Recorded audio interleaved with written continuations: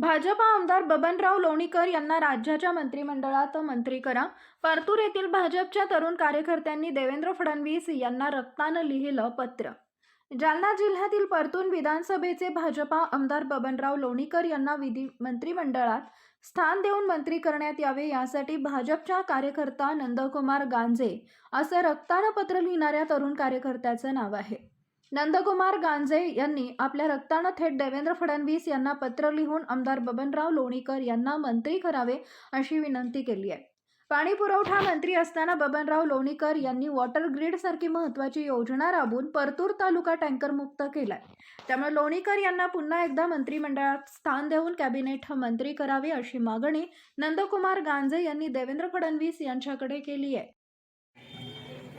परतूर मंठ्याचे आमदार बबनरावजी लोणीकर साहेब यांना येणाऱ्या मंत्रिमंडळात स्थान देण्यात यावे या मागणीसाठी आज मी माझ्या रक्ताने आमचे नेते माननीय देवेंद्रजी फडणवीस साहेब यांना पत्र लिहिले आणि नक्कीच लोणीकर साहेबांनी मंत्री असताना परतूर मंठा मतदारसंघामध्ये वॉटर ग्रीडसारखी योजना आणून परतूर तालुका हा टँकर मुक्त केलेला आहे.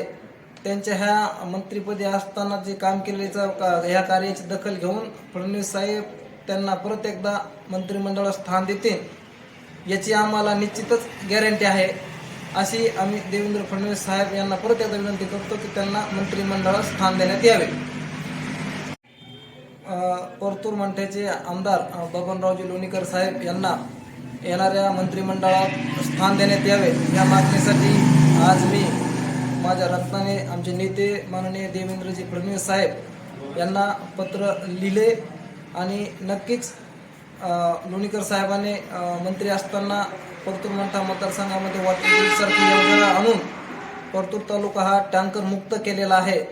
त्यांच्या ह्या मंत्रिपदी असताना जे काम केलेलं ह्या कार्याची दखल घेऊन फडणवीस साहेब त्यांना परत एकदा मंत्रिमंडळात स्थान देतील याची आम्हाला निश्चितच गॅरंटी आहे.